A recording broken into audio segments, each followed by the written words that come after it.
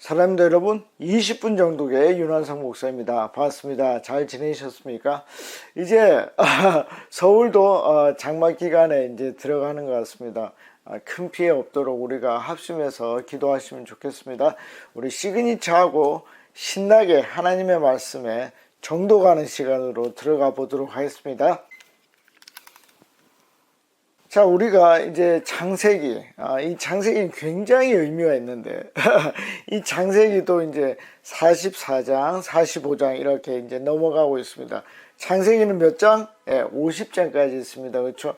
그러니까 이제 종반으로 가고 있는데, 이 창세기는 뭡니까? 이 율법서의 첫 번째고, 그리고 성경의 첫 번째입니다. 그러니까 이 창세기를 정확하게 알아야 뭘 할 수 있다? 하나님께서 왜 이 말씀을 하시는가? 이걸 알 수 있는 겁니다. 예를 들어서 예수님을 알려면 뭘 알아야 되죠? 창세기를 알아야 돼요. 왜? 창조주가 얼마나 힘이 있는가, 힘이 강한가를 창세기에서 알 수 있거든요. 이 창세기를 통해서 어떻게 됩니까? 신약 시대에 이 주님이 어떤 식으로 사역하시겠는가? 자, 신약 시대에 우리 주님은 어떻게 일을 하십니까?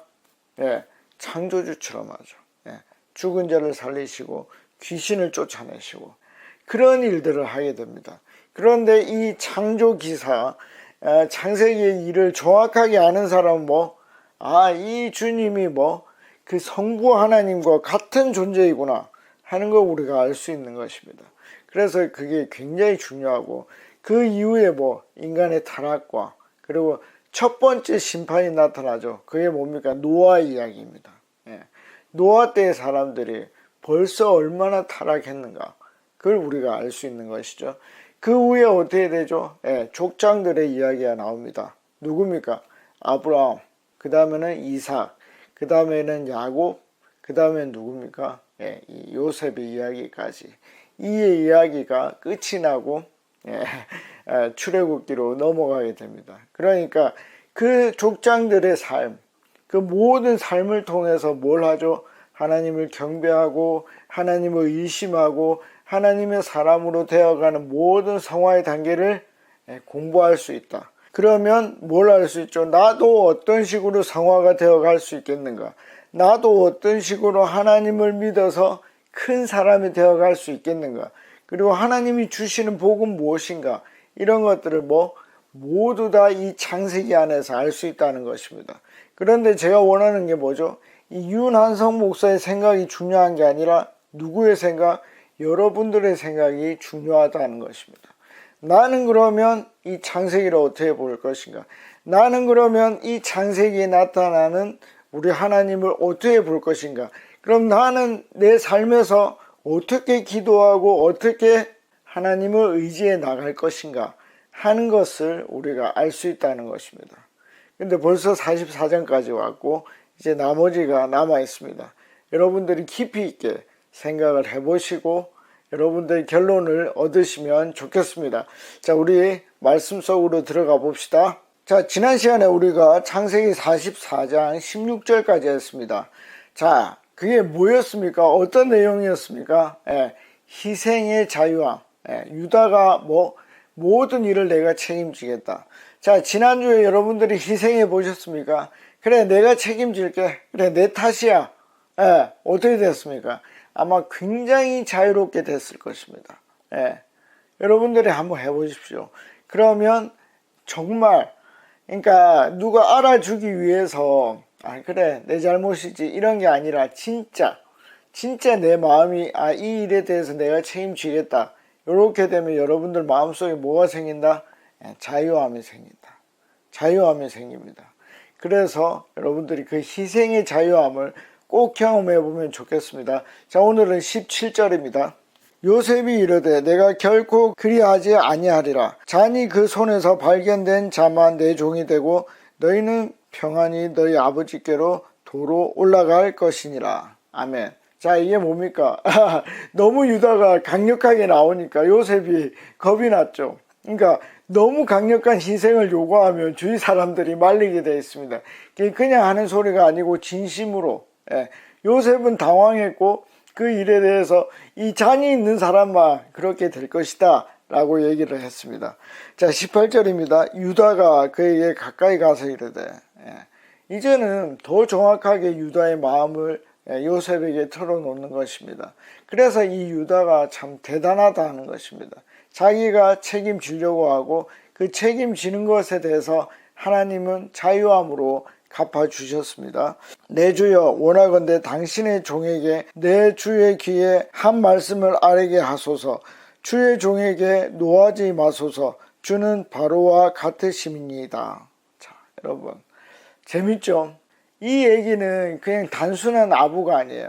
이게 누구한테 하는 말입니까? 하나님이 요셉에게 해주는 말이에요. 하나님이 이 형들의 입을 통해서 진정한 절을 할 수 있도록 당신은 뭐라고요? 바로와 같은 사람이다 라고 형제를 대표한 유다가 말을 해준 것입니다. 모든 일은 하나님 손에 있는 것을 요셉이 경험했습니다. 나중에 유다도 그걸 동일하게 경험했을 것입니다. 여러분, 하나님이요, 여러분들에게 이렇게 말해 줄 때가 있어요. 한서가, 너 참 잘했다. 너 정말 대단하다. 그때 기쁨으로 감사하게 받으십시오. 예, 주님, 제가 그때 좀 힘들었죠. 그런데 우리 주님이 나를 도와주지 않았습니까? 그렇게 해보십시오. 그러면 하나님과 나 사이의 관계가 훨씬 더 가까워질 것입니다. 하나님이 누구를 위로했다? 유다를 통해서 요셉을 위로하고 있는 것입니다. 이 말을 여러분들이 평생에 한번 들을 수 있으면 참 좋겠습니다. 자, 우리 이제 19절부터 재미난 게 나오는데 19절부터 44장 마지막 절 34절까지 어떤 일이요? 반복입니다. 반복. 이 유다가 요셉에게 나가서 왜 베냐민을 둘 수 없는가? 그 잔이 나온 그 손에서 내가 베냐민을 데리고 가야 되는 이유가 나옵니다. 그러니까 내용이 반복되는 것이죠. 그래서 저는 다 넘어가고 나중에 33절과 34절만 여러분들에게 소개를 시켜드릴 것입니다. 여러분들도 꼼꼼히 읽어보시고 다른 부분이 있으면 저에게 댓글이나 질문을 남겨주시면 좋겠습니다. 33절입니다. 이제 주의 종으로 그 아이를 대신하여 머물러 있어. 그러니까 내가 책임지겠다, 희생하겠다 이 말입니다. 내 주의 종이 되게 하시고 그 아이는 그의 형제들과 함께 올려 보내소서. 자, 뭡니까? 유다가 다 책임지겠다는 것입니다. 그리고 나서 한 가지 더 붙입니다. 34절입니다. 그 아이가 나와 함께 가지 아니하면, 우리 형제들과 같이 가지 않으면 내가 어찌 내 아버지에게로 올라갈 수 있으리까?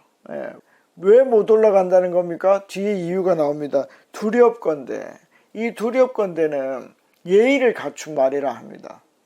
요 히브리 의미를 찾아보면, 그래서 두렵건대 제 해가 내 아버지에게 미침을 보리이다. 이거는 히브리 말로 라라는 말인데, 이게 이제 두 가지 뜻이 있는데, 하나는 bad, 나쁘다 하는 뜻이고, 두 번째는 evil, 악하다는 뜻인데, 여기서는 bad의 뜻이겠죠. 그래서 우리 아버지에게 큰 아픔이 될 겁니다. 나쁜 일이 될 겁니다. 그래서 이 재해라는 단어로 사용을 했습니다. 그래서 이유가 뭡니까? 나의 이익이 아니에요.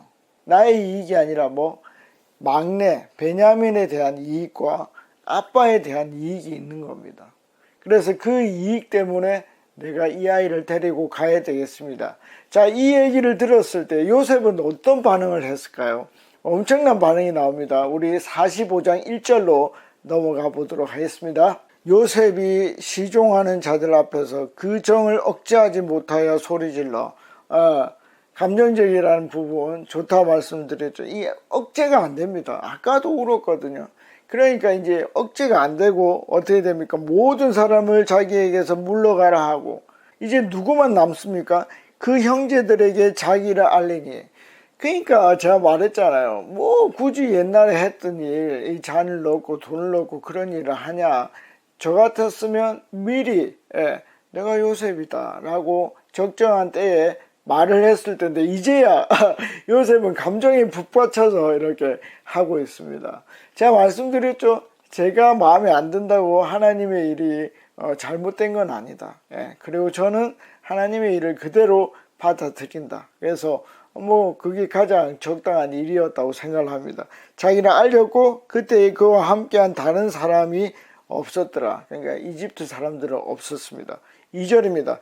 요셉이 큰 소리로 우니 얼마나 많은 감정이 왔다 갔다 했겠습니까? 큰 소리로 울었습니다. 애굽 사람에게 들리며 바로의 왕궁에 들리더라.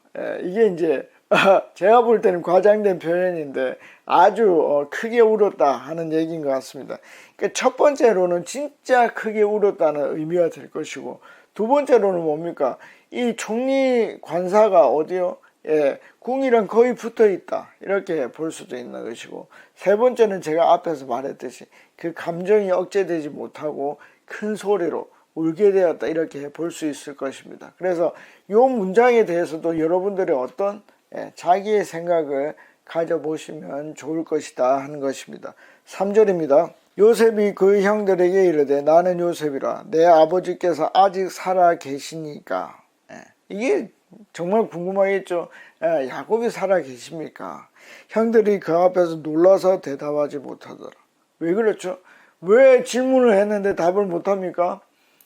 두려워서 그렇습니까? 인간이라서 그렇습니다. 여러분, 요셉이 살아 있었을까요? 내가 버린, 그 종으로 버린, 미디안 장사꾼들에게 버린 그 동생이 진짜 살아 있었을까요? 그리고 그 동생이 종으로, 노예로 팔렸는데 이 친구가 최강대국의 총리가 될 거라고 생각을 했을까요? 이게 무슨 얘기냐면 인간의 이성을 뛰어넘는다는 것입니다. 여러분, 하나님은요, 인간의 이성을 뛰어넘습니다. 여러분, 하나님은요, 인간이 생각하는 것보다 훨씬 높아요. 여러분, 이건 경험할 수 있습니다. 내가 아무리 생각을 하고 생각을 해도 하나님의 일을 다 알 수가 없어요. 하나님은 꿈을 주셨고 그 꿈을 그대로 이루셨습니다. 아무리 인간이 지가 하나님의 꿈을 꿨다고 그걸 못 믿고 원인을 제거해 버릴지라도 어떻게 해요? 하나님은 그 꿈을 그대로 이루십니다. 여러분, 제가 말씀드렸죠. 여러분들도 하나님에게 비전을 받으십시오. 그게 만약에 하나님의 비전이라면 이 세상 모두가 혀를 차고 모두가 웃고 비웃고 여러분들 누르고 눌러도 어떻게 해요? 그 절대 없어지지 않습니다. 왜? 하나님이 없어지지 않기 때문에.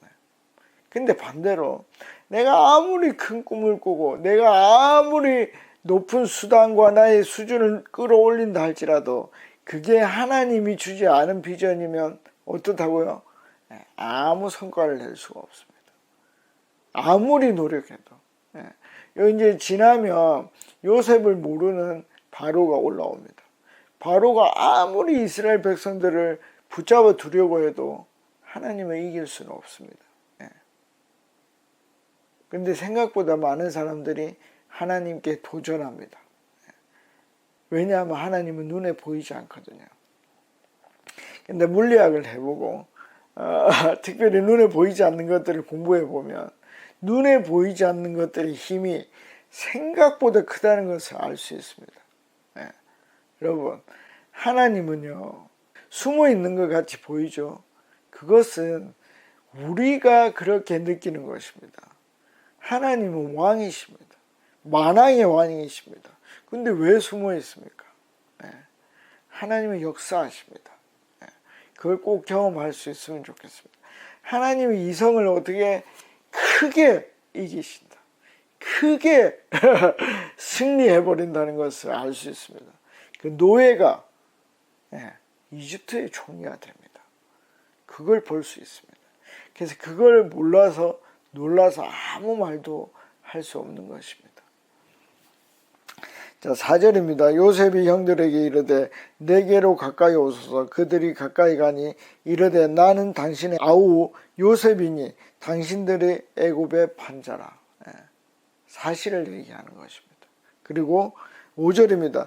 당신들이 나를 이곳에 팔았다고 해서 근심하지 마소서. 한탄하지 마소서. 하나님이 생명을 구하시려고 나를 당신들보다 먼저 보내셨나이다. 아멘. 여러분, 이게 엄청 중요한데, 이게 뭡니까? 하나님을 인간이 이해한 것입니다. 하나님을 인간이 이해한 것입니다. 여러분, 그 신학적인 용어 중에 불가해성이라는 말이 있습니다. 아니 가해, 허락하는 거죠. 그 다음에 이해, 이해를 할 수 없다는 것입니다. 불가해성. 하나님 이해할 수 없어요, 인간이. 그런데 요셉은 이해한 것입니다.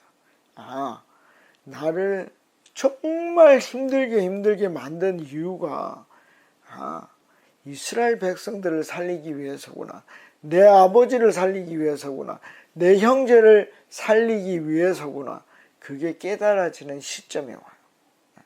나를 먼저 보내신 것입니다. 여러분, 이게 뭐냐면 인간이, 피조물이 창조주를 이해하는 것입니다. 여러분, 저는 이게 완전히 하나님을 이해한다는 게 아니라 우리가 이해할 수 있는 모든 능력의 최대치로 하나님을 이해한다는 것입니다. 그것이 요셉에게 이르렀다는 것입니다. 여러분, 아까 말했죠.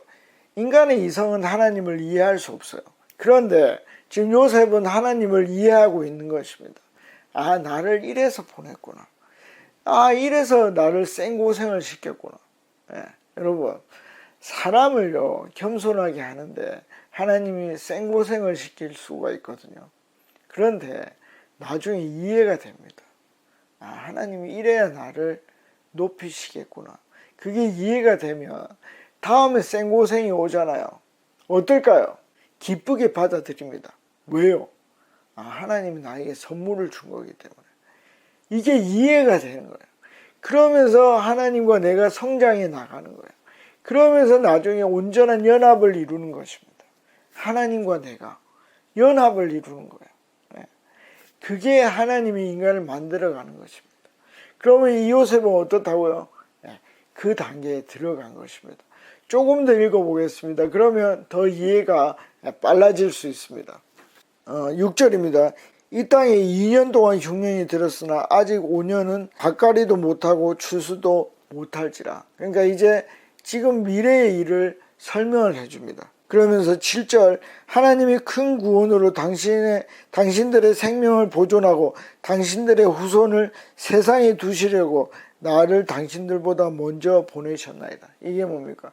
이제 이스라엘이 부족이 아니라 이제 민족을 만드는 그 과정을 나를 통하여, 우리 형제들을 통하여, 아버지 야곱을 통하여 이룬다는 것을 누가? 요셉이 안다는 것입니다. 하나님의 큰 그림을 보게 된 것입니다. 여러분, 우리가 만약에 하나님의 큰 그림을 한번 보고 죽는다고 생각해 보십시오.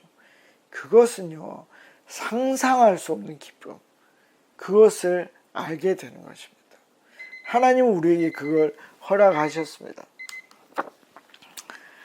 자, 이제 마지막으로 8절을 보고 마치겠습니다. 그런즉 나를 이리로 보낸 이는 누구? 당신들이 아니요 하나님이시라.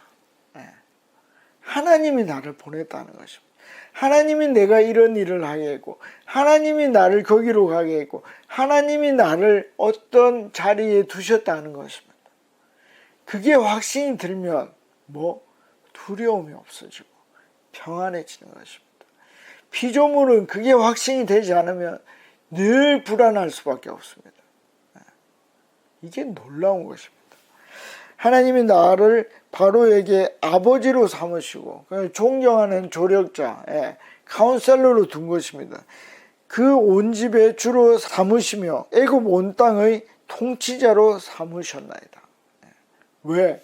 하나님의 역사하심을 이끌어가게 하기 위해서. 여러분, 하나님이 나를 뭘로 두셨습니까? 하나님이 왜 윤한선 목사를 목사로 두었습니까? 여러분들을 왜 여러분들의 위치에 두었습니까? 하나님이 주님의 재림까지 우리를 통해서 그 자리에서 주의 나라를 준비하게 하기 위해서 두셨습니다. 그게 확신으로 다가오면, 그 하나님의 일이 이해가 되면 요셉과 같은 기쁨이 우리 속에 있습니다. 그걸 하기 위해서 창세기를 공부하고 성경을 공부하고 우리가 기도하고 하나님의 뜻을 찾는 것입니다. 자, 다음에 만날 때까지 여러분들이 말씀과 기도를 통해서 하나님의 뜻을 이해해가는 저와 여러분들이 됐으면 좋겠습니다. 다음에 뵙겠습니다. 안녕히 계십시오. 파워.